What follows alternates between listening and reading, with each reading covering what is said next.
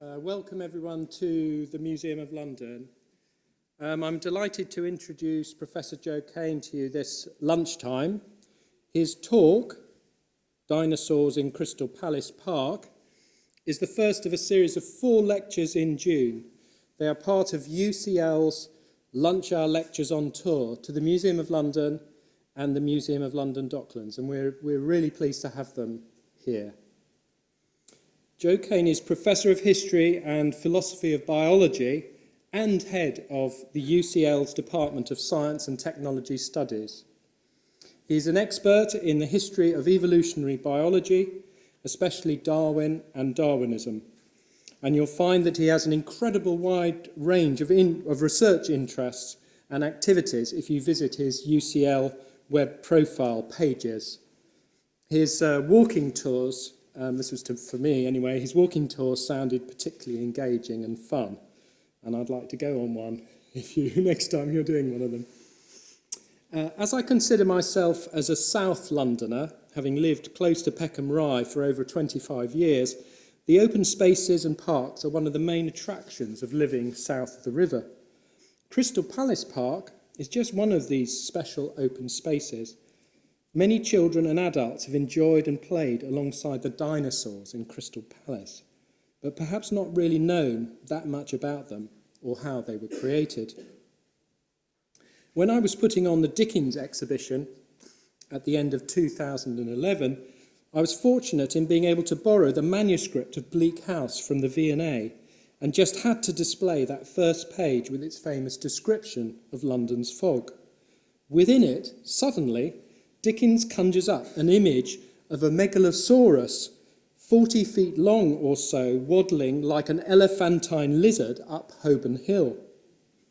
I never had time to investigate where this idea came from and what a mid-Victorian would have known about megalosauruses.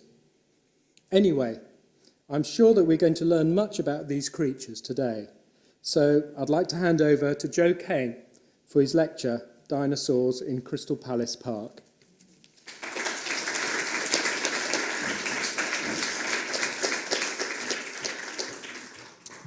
Well, thanks everybody for coming. It's a beautiful day outside. What on earth are you doing in a dark room?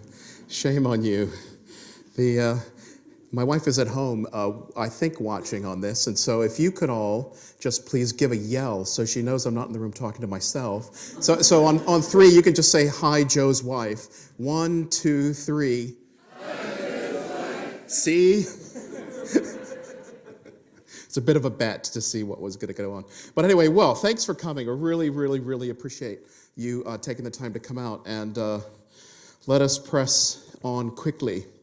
You're going to learn 3 things today, not 123, but 3 things today, hopefully. And that's how I'm going to divide my talk, and that's how we're going to proceed. So, Crystal Palace.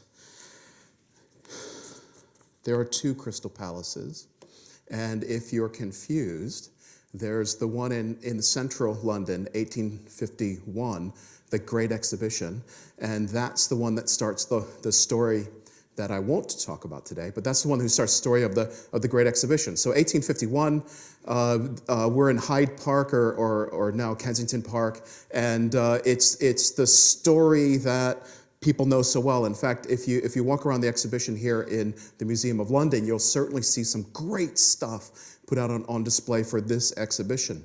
Now, this was meant to be a one-off, one-year enterprise. It was meant to be think in your mind an international trade exhibition, and you've got pretty much what the 1851 Great Exhibition was all about. The Crystal Palace is the glass building, of course, but inside an international trade show with exhibits from all kinds of different countries, showing off their high-tech material or things of great cultural value. That's 1851. This exhibition was so impressive. It was so exciting. It caught the spirit of the nation in such a way that people started to think, well, what are we going to do with this now that it's coming to an end?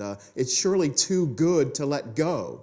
So to make a very long story short, somebody cooks up a plan. Hey, we could put this exhibition on somewhere else in perpetuity. Let's do that. And so a plan was cooked up to buy the building, take it apart, move it somewhere else, put it back up again, and put on the show all over again. Do something with the material.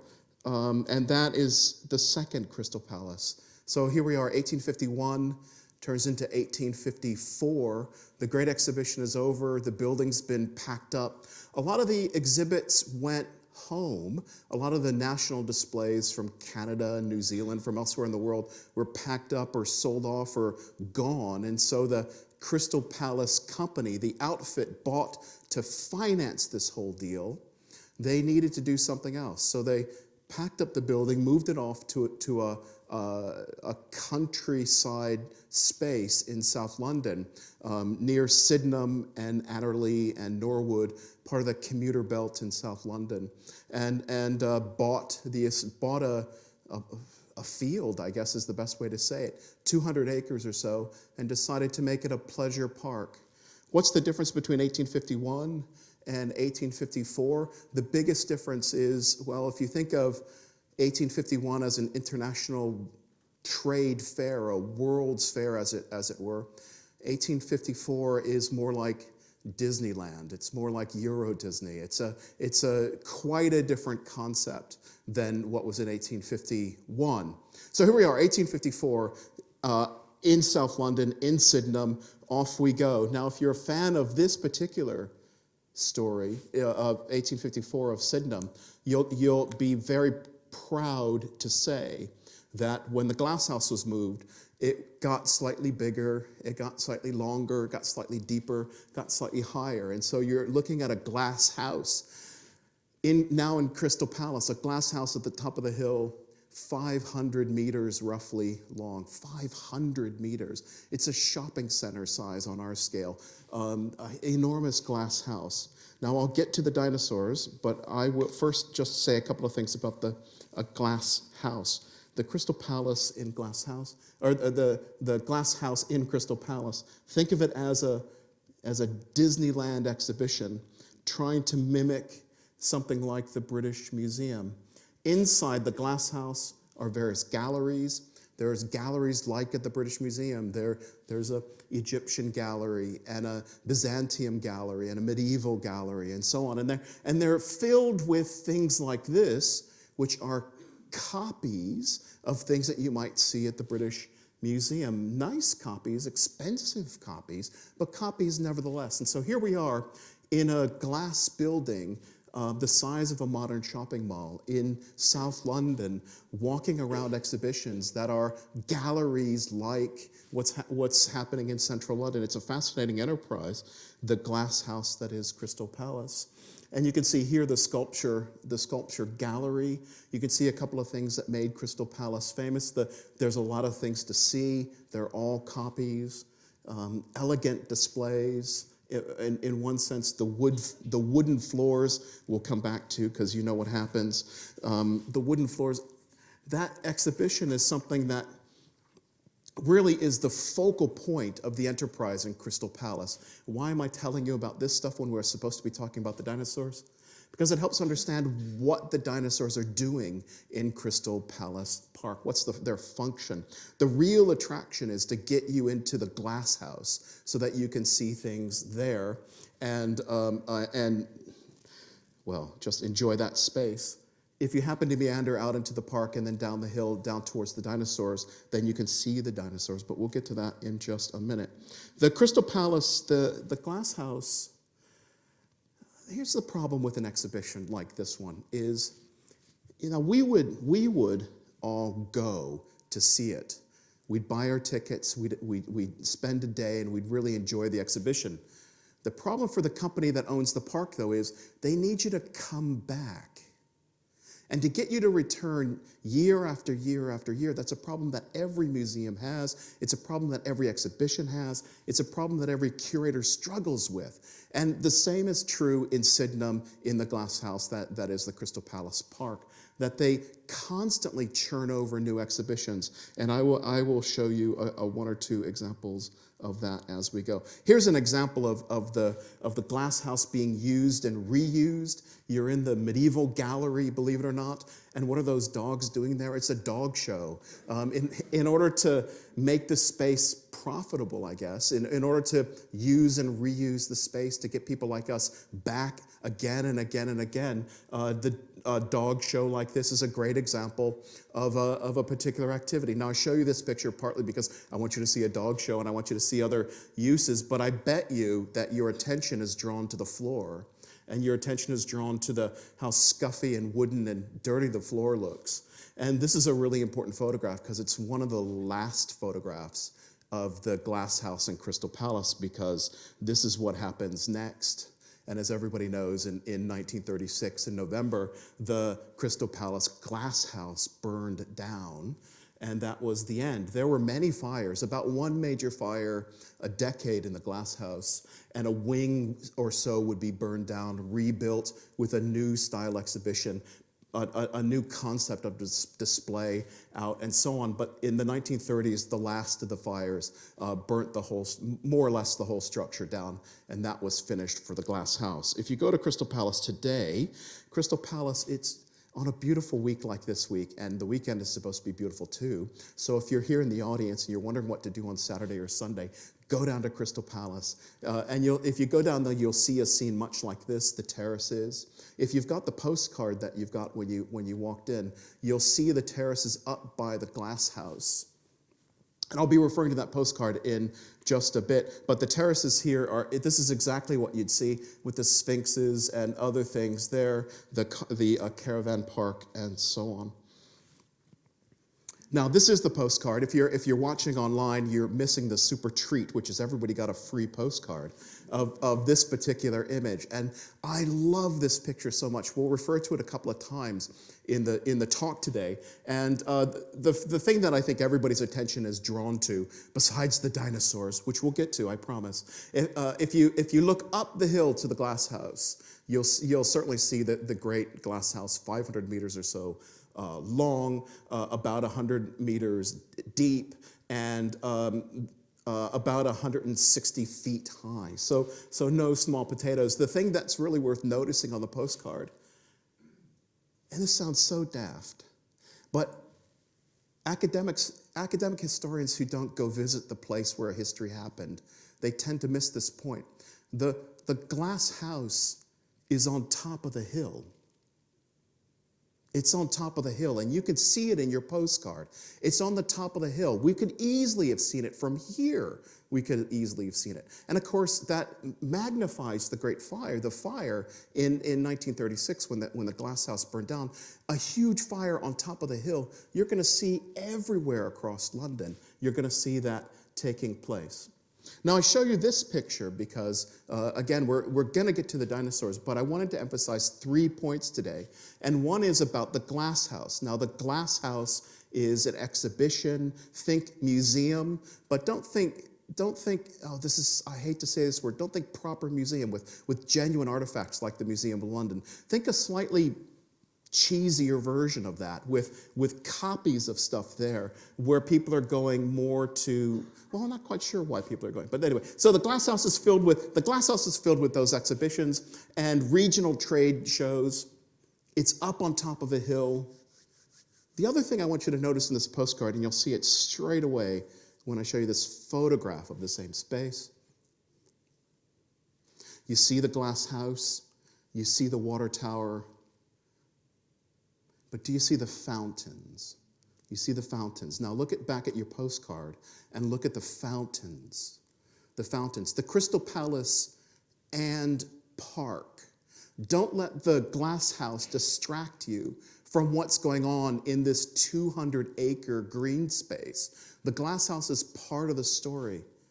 Sure, people want you to go into the glass house, and let's face it, a lot of lousy London weather days, you'd be very happy inside the glass house. But the Crystal Palace and Park are so important to the story. The park is filled with fountains. The great Joseph Paxton, the landscaper, wanted fountains. I want more fountains in the Crystal Palace Park than are at Versailles, he said. 22,000 fountainheads. 22,000 fountainheads. Now, when they counted, I think they cheated, because somewhere along here, there's a bunch of little fountainheads. So I think they count too. But 20, I want more than Versailles, Paxton said. And the Crystal Palace and Park, the exhibition that is Crystal Palace, the pleasure park, the fun fair, the whole activity that you'd experience in a day, it's not just the glass house. There's so much more. Dinosaurs are part of that story. So up at the top of the hill, you've got the glass house, but you also have the water fountain, or the water fountains, and you also have the water towers. The conical image that you've got in the center of the picture, that's the lasting water tower. If you've got the postcard, that water tower hasn't yet been built. In fact, the first generation of water towers are what you see in this postcard to either side of the glass house. And I will use this fancy laser pointer here and here. You'll see it on your postcard. Those are terrible water towers, because once you fill them up with water, the bottoms burst and they no longer hold water. So the clever entrepreneurs, the Crystal Palace Company, what they did was they brought in the great Isambard Kingdom Brunel. And Brunel didn't do anything small, did he? He made fantastic water towers here. And those water towers, 200 feet high, which is fantastic if you want fountains, because you can get as much water pressure into a fountain as you put water into the tower. So you'll see on your postcard, you'll see fountains, enormous fountains. The area of the big fountain on the left-hand side of the picture, that's now a football pitch. That now is a whole football pitch in the Crystal Palace Stadium. That's an enormous amount of water and water pressure. Great gushing fountains in the park that is Crystal Palace. Now, this has to do with the dinosaurs. This gets us to the dinosaurs, and because water is the reason why the dinosaurs are in the park in the first place. Here's an aerial photograph of Crystal Palace and Park done in the 20th century, when they're making a new attraction and a new attraction and a new attraction every year. We'll skip past this to get you to the dinosaurs. Key to this picture, key to that postcard you've got right in front of you, is not just the glass house with the water towers of whatever iteration, but the water fountains. I want you to see that. But also the hill that is Crystal Palace. The joy, and I have to say, for a man of my physical condition, the pain of Crystal Palace is the hill. Up and down, up and down. It's really good for you. My wife, who's sitting at home, will say it's really good for me to be trekking around Crystal Palace. But think about it this way. If you've got the glass house with the water towers, gushing out of the water towers is the water through the pipes up to the fountains. Whoosh, they go up through the fountains and down again. They move through, they move from the top of the hill through the fountains, down to the next layer, through more fountains, down to the next layer and more fountains. So Crystal Palace, those 22,000 heads of fountains, of this water gushing through, well, the water's got to go somewhere. And where does it go? It goes to the bottom of the hill. And if you go to Crystal Palace, you'll see a boating lake, and you'll see what's called a tidal lake. And that's where the dinosaurs are located. Here's what I think happened with the dinosaurs in Crystal Palace, and that is the Crystal Palace Company made a pleasure park, and they put the glass house at the top of the hill. And your whole attention for the park is get to the top of the hill and interact with the amusements that are at the top of the hill. The problem is they bought a park that was kind of just too big. And in order to make the park work as an enterprise, they needed to get us to other bits of the 200-acre space. There's only so many fields you can make. There's only so much of a cricket pitch you can have. There was a rifle range and an archery range, and there were other things too. But in order to use the whole bit of the park, we as meandering human beings, and those of you who are romantic couples meandering through parts of the park to get up to the nonsense that you romantic couples get up to. They wanted to provide a destination. And so the dinosaurs in Crystal Palace, they live in the park, but they live in the bottom corner of the park.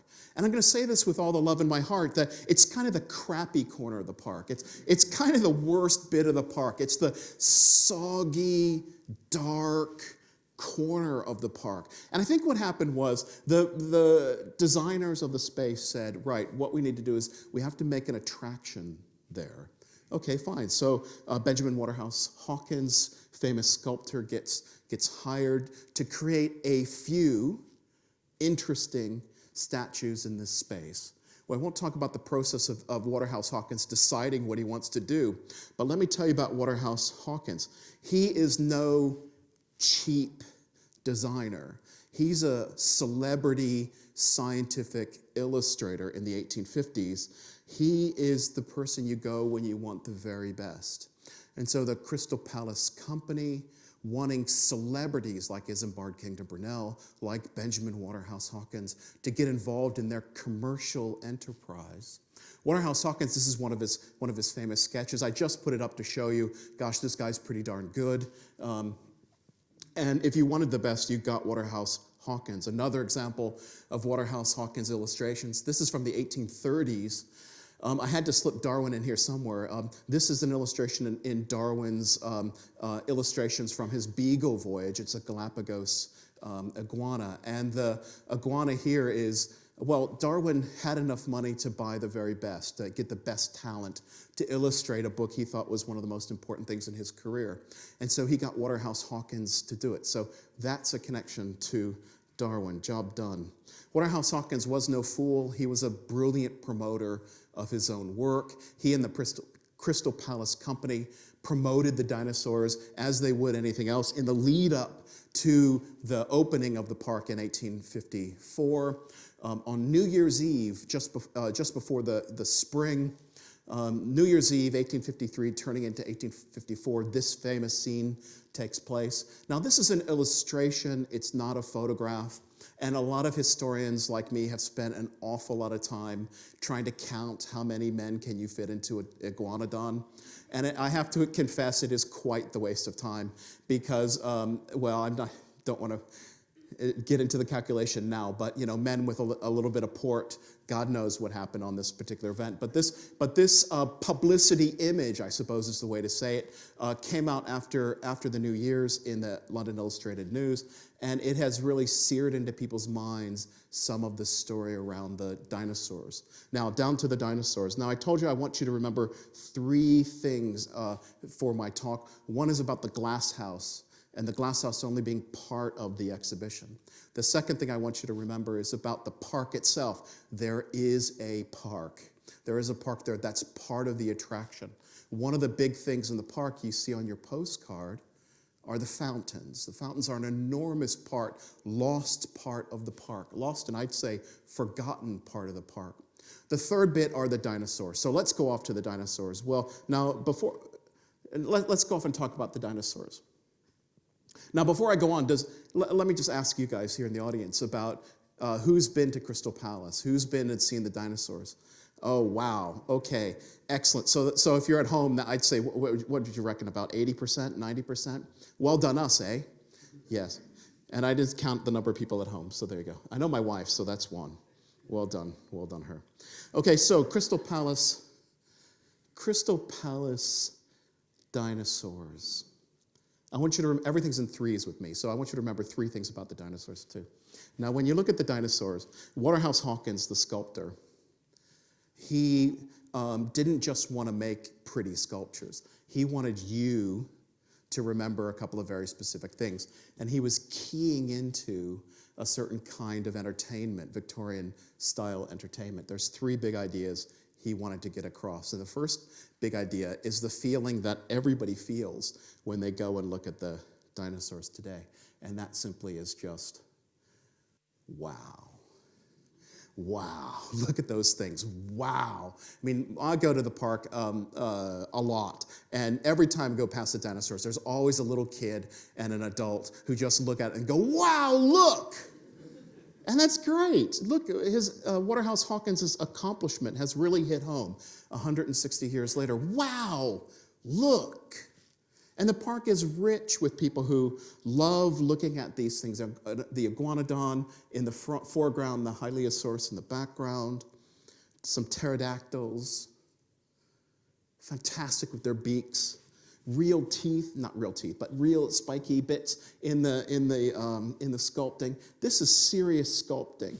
Waterhouse Hawkins didn't mess around. He spent an awful lot of time working through the technical manuals, talking to the paleontologists and geologists, thinking hard about the anatomical features that he was displaying. And the idea of accuracy is so important. First, he would sketch, and then he would model, and he would show to the experts. And they would argue about whether the size was right, or the bits in the right proportion, are the scales the right kind of scales, and so on. And so these are meant to be full-size, three-dimensional, life-size, portrayed with flesh-on-the-bone organisms.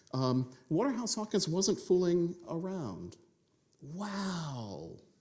You go there today, and even these teleosaurs, these crocodile-like things, they just knock your attention out. The business end, the teeth end, is just so realistic. And that's important to Waterhouse Hawkins. Plesiosaur as well. So I said there's three things about Waterhouse Hawkins, about the Crystal Palace dinosaurs I want you to remember. And one is just, wow. It fits into a Victorian style of entertainment, about sensationalism, about getting your attention. And there's no doubt, if Dickens is going to talk about the Megalosaurus, if he's going to talk about that in a popular book, of course everybody's going to think about that. They embed in the imagination in a very special way. But back to that postcard that you've got in front of you. Now, if you look at the postcard, you'll certainly see the glass house. You'll certainly see the fountains. Now you'll see the hill on which Crystal Palace is built. You see how the water flows down into the tidal pool in the boating lake. You certainly have noticed the dinosaurs, and maybe you've noticed the people. Now here's something you probably haven't noticed, and that is the stripy bits alongside here. Now, the stripy bits, that's what I want to talk about next. Now, it's one thing to create a sensational, entertaining display. But if you're going to do that, you might as well just create Disneyland. You might as well just create theater. The sensational display wasn't good enough for Waterhouse Hawkins. He wanted to teach, too. So show is one thing. Teach is quite another. And the teaching element, those particular illustrations, if you go to the park today, you'll see something like this. The geological illustrations is what they're called. And they're meant to be, from our point of view, an image from a textbook. It's meant to show you about the layers of rock in geology. It's meant to show you various geological features, like a fault line. It's meant to show you geological processes like what's called uplift, where the center section has been uplifted, pushed up. And so you're supposed to stand here with your kids or with your parents and stare at that and learn something. And it's in the process of learning that legitimates the enterprise. It's the idea that we didn't just go and we just didn't see a sensational display. We learned something too. And that's part of what Waterhouse Hawkins is up to. You can learn an awful lot of economic geology from this particular space. Building stone, gravels, the black stuff is coal. There's lead seams, there's all kinds of bits in there. If you don't want to know any geology, you certainly can walk away and saying, gosh, there's economically useful stuff in rocks. If that's what's happened to you, then you've done what Waterhouse Hawkins wants. If you're standing staring at this in the park and you look to your left, you'll certainly see this looks like a cave, and that's what it is. This is a constructed bit of the entertainment. It's instructional because we were supposed to go in and we were supposed to see a couple of different kinds of lead veins. We were supposed to see British mining illustrated with Davy lamps and other things. We were supposed to walk out being educated about British economic geology. And Waterhouse Hawkins, in the construction of the sculptures, he participated in the building of this part of the exhibition too. It all comes together.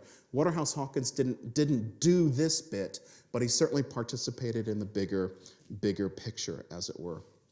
Quickly now, one more point. Now, if this is economically useful, I said there's three things Waterhouse Hawkins wanted. One was just to wow you. The second bit, he wanted to teach you. And the third bit, he wanted to philosophize. One thing these rocks were supposed to do was supposed to get you to think about time. Think about time. And if you took the idea that if you take the analogy that the history of life is a book of many chapters. One layer of rock, that's a chapter. Another layer of rock, that's another chapter. Another layer of rock, that's a chapter. What's the story? What's the book about? Is it a book like an encyclopedia that has one thing followed by another, just in some alphabetical order? Is the book like a novel where there's a plot, where the plot begins at the beginning and ends at the end? Does it lead to a climax? What's the story? Are there characters that live throughout the whole story? Or is it like a Dickens novel where there's a bunch of different characters, it's really hard to keep track of things, and maybe there's a point, I'm not quite sure, but I'm just going to keep reading. So, Waterhouse Hawkins wanted you to look at the rocks themselves, see the layers, and ask, what is the story? Now, this brings the third big point about the dinosaurs. So, in order to wow you and to teach you, he also wanted to help you philosophize. When you go to Crystal Palace and you see all the sculptors, and they are more or less, not all of them are in the place that he wanted them to be, but they're pretty much all in the same spot. But the one thing to notice is they're not randomly distributed about the park. They're put in a certain order, and that order is a time order. 1, 2, 3, 4. Chapter 1, Chapter 2, Chapter 3, Chapter 4. It doesn't particularly matter for our purposes what the chapters are, but the primary island, the secondary island, the tertiary island, the quaternary island, that's 1, 2, 3, 4. These things are laid out in order of time. And so Waterhouse Hawkins wanted us to philosophize about time and to look at the book that is the history of life and ask ourselves, is there a plot to all this? And so the Crystal Palace dinosaurs and so on are put out in a very particular order. From the amphibians' conquest of the land to the age of marine reptiles to the age of dinosaurs in the secondary period to the beginning of the age of mammals in the tertiary period, up to the Ice Age in the Quaternary period. And then 1, 2, 3, 4, primary, secondary, tertiary, quaternary, 1, 2, 3, 4. I think what you were supposed to do, this is the last one on display, I thought we were supposed to turn left, go back up the hill, and look at age 5, the age of humanity. 1, 2, 3, 4, 5. The Crystal Palace glasshouse is step 5 in this story. Now, very quickly, because we need to get you guys back to work one way or another. Waterhouse Hawkins was no fool. He worked incredibly hard to get the statues done in a proper way. And there's a lot of people who scoff at how inaccurate these things are. And trust me, they're really awful. They're wildly inaccurate, but they're still pretty fun. But if you think from a historian's point of view, what he had to work with, he had a piece like this, which is the fossil remains, and basically you look at the teeth, that's the business end of a very serious beast. No surprise when he went to put flesh on the bone.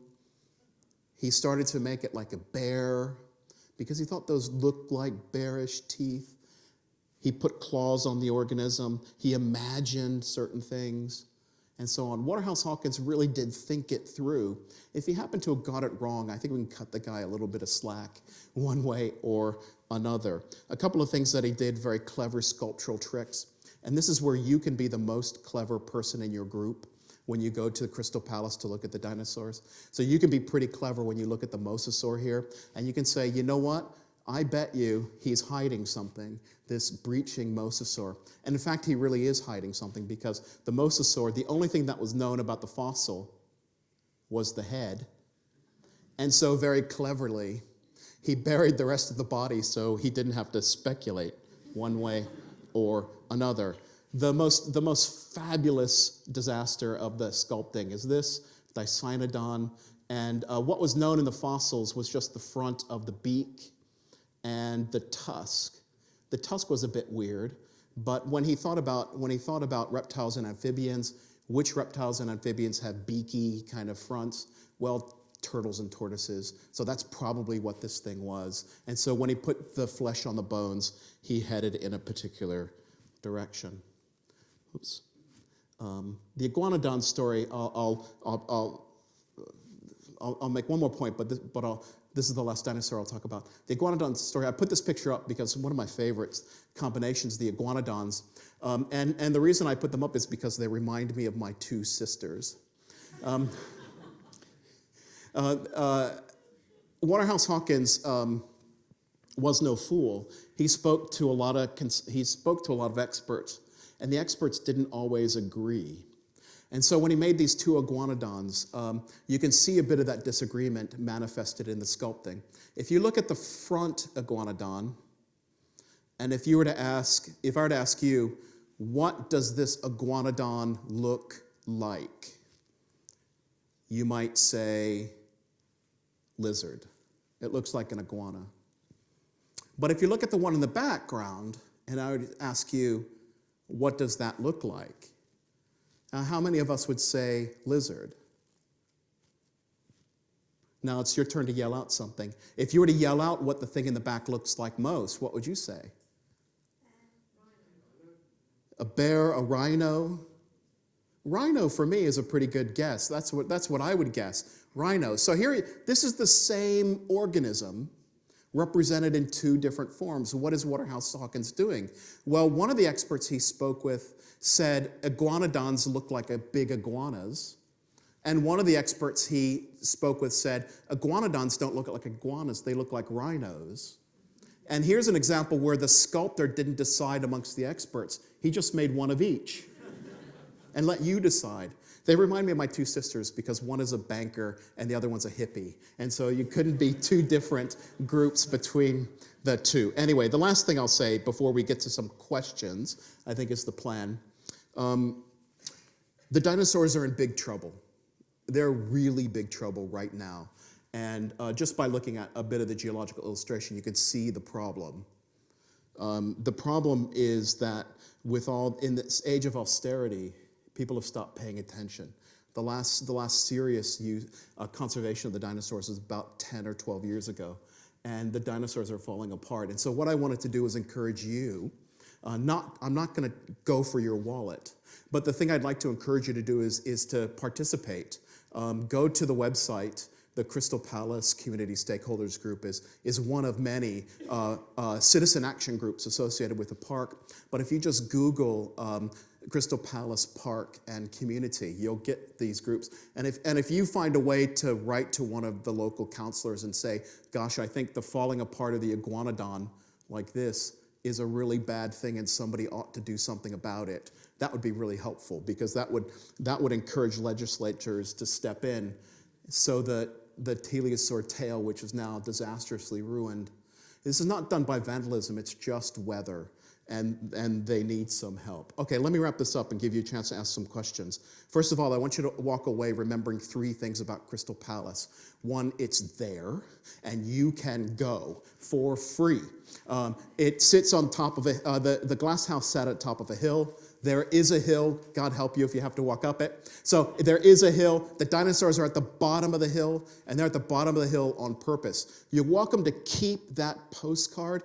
And when you do, while you do keep that postcard, just remember that the dinosaurs in the picture isn't the only bit about the dinosaurs in the picture. There's the geological illustrations. There's the sequence of things, and so much more. If you remember that Benjamin Waterhouse Hawkins, the sculptor, was no fool, when you go walk around, I think you'll take away a much better experience of that being there. Anyway, thanks you all for your time. Thanks for coming out for lunch, and we'll take some questions now.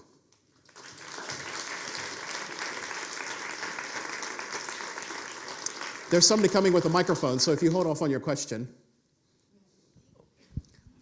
What material are the sculptures made of? I'm so glad you asked that. Right. Okay, I was going to push this book, and I was going to show you about this. So what's inside? Now, boy, it's going to be hard for you to see. I was so lucky to get onto the island recently, legally get onto the island, and I poked my head into the belly of the Megalosaurus, and this is what it looks like. This is what it's made out of. It's made out of brick, and it's very hard to see, but there's an iron frame inside, so it's hollow, and on the outside, it's a concrete face that's been press molded. Yeah, those are the big ones. The little ones are made out of concrete. Some of them have been redone, and they're made out of fiberglass, and so on. But thank you for asking that question. Well done. Any other questions? There's one there. Just wait for the microphone. I think that's a. They wouldn't have gone to all this trouble of creating the dinosaurs unless there was a public interest, public market for this, and enthusiasm about dinosaurs amongst the public. Where did all this come from? Dinosaurs are cool. Come on. Yeah. Excellent question. So what's the interest in the dinosaurs? I think what you've got here is you've got Waterhouse Hawkins seizing on something. Particularly, the British Museum is rich at the time of fossil material from the Lyme Regis and from Whitby, so the marine reptiles like the plesiosaurs and so on. And so we can go there and we can see fully articulated, fully put together skeletons of these things, and I think that fires up the imagination. But the problem with that is a lot of paleontology, as paleontologists know full well, you so rarely find whole organisms seen. What you get is bits and pieces. You don't even know what puzzle the pieces fit to. And I think for Waterhouse Hawkins, what he's managed to do is he's managed to capture the imaginative element of dinosaurs and other prehistoric material and bring it to life. That's something that's really important. The other thing is to remember is dinosaurs aren't the most interesting bits of the geology in the 1850s, because the big dinosaurs that are in our minds, like T-Rex and Diplodocus and so on, they're not discovered for another 20, 30 years. Those are the American dinosaurs, but the British dinosaur, the British fossil material is much more like pterodactyls and plesiosaurs and so on. And so the dinosaur bit is a bit of a modern emphasis on something really rather different. It's the plesiosaurs that would have captured people's attention, the Loch Ness Monster-y kind of stuff. Yeah. Thanks for your question. Thank you very much to Professor Cain for coming along to talk today. And thanks everybody for coming.